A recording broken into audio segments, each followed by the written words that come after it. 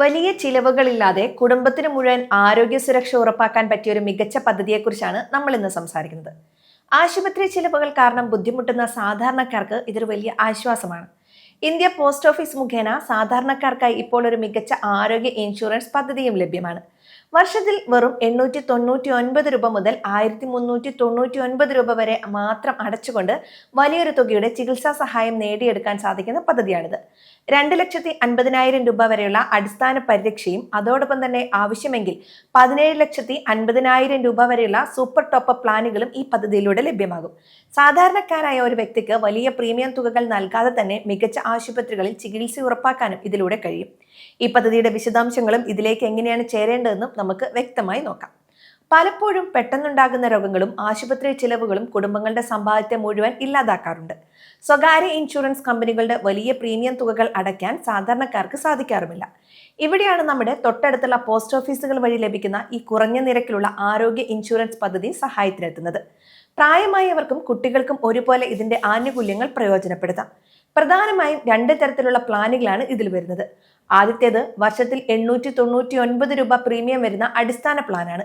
രണ്ടാമത്തേത് കുറച്ചുകൂടി ഉയർന്ന ആനുകൂല്യങ്ങൾ നൽകുന്ന 1399 രൂപയുടെ പ്ലാനാണ്. ഈ ചെറിയ തുകകൾ കൊണ്ട് ഒരു വർഷത്തേക്ക് നിങ്ങളുടെ കുടുംബത്തിന് വലിയൊരു സാമ്പത്തിക സുരക്ഷിതത്വമാണ് ലഭിക്കുന്നത്.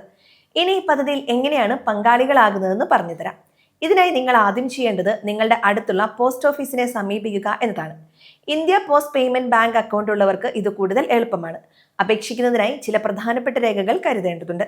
നിങ്ങളുടെ തിരിച്ചറിയൽ രേഖ, റേഷൻ കാർഡ്, നിലവിലുള്ള ബാങ്ക് പാസ്ബുക്ക് എന്നിവയുടെ പകർപ്പ് കയ്യിൽ കരുതണം. ഓൺലൈൻ വഴിയും പോസ്റ്റ് ഓഫീസ് ആപ്പുകൾ വഴിയും അപേക്ഷകൾ സമർപ്പിക്കാൻ സാധിക്കും. അപേക്ഷിക്കുമ്പോൾ നിങ്ങളുടെ വിവരങ്ങൾ കൃത്യമായി രേഖപ്പെടുത്താൻ പ്രത്യേകം ശ്രദ്ധിക്കണം. പേര്, വയസ്സ്, ഫോൺ നമ്പർ എന്നിവ തെറ്റുകൂടാതെ നൽകണം. രണ്ടാമത്തെ ഘട്ടം പ്രീമിയം തുക കൊടുക്കുക എന്നതാണ്. നിങ്ങൾ തിരഞ്ഞെടുക്കുന്ന പ്ലാൻ അനുസരിച്ചുള്ള തുക പോസ്റ്റ് ഓഫീസിൽ നേരിട്ടോ ഓൺലൈൻ വഴിയോ അടയ്ക്കാവുന്നതാണ്. തുക അടച്ചു കഴിഞ്ഞാൽ നിങ്ങൾക്കൊരു താൽക്കാലിക രസീത് ലഭിക്കും. ഇത് ഇൻഷുറൻസ് കാർഡ് ലഭിക്കുന്നത് വരെ സൂക്ഷിച്ചു വെക്കണം. മൂന്നാമത്തെ ഘട്ടം നിങ്ങളുടെ അപേക്ഷയുടെ പരിശോധനയാണ്. ഉദ്യോഗസ്ഥർ നിങ്ങളുടെ രേഖകൾ പരിശോധിച്ച് ഉറപ്പ് വരുത്തിയ ശേഷം ഇൻഷുറൻസ് രേഖകൾ അനുവദിക്കും. ഇതുപയോഗിച്ച് അംഗീകൃത ആശുപത്രികളിൽ നിന്ന് നിങ്ങൾക്ക് പണമില്ലാതെ തന്നെ ചികിത്സ തേടാൻ സാധിക്കും.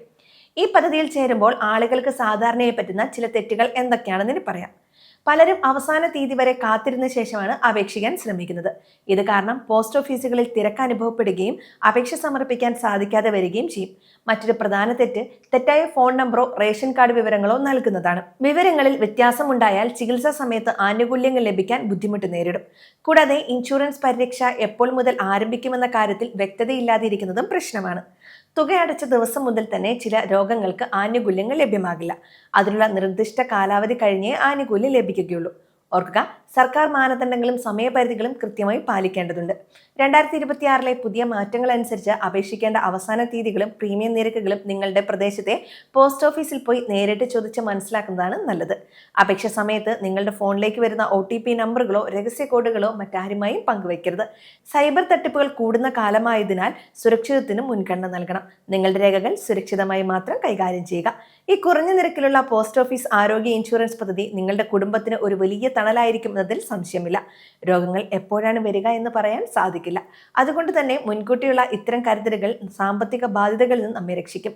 ഈ വിവരങ്ങൾ എല്ലാവരിലേക്കും എത്തിക്കുക എന്നത് വളരെ പ്രധാനമാണ്.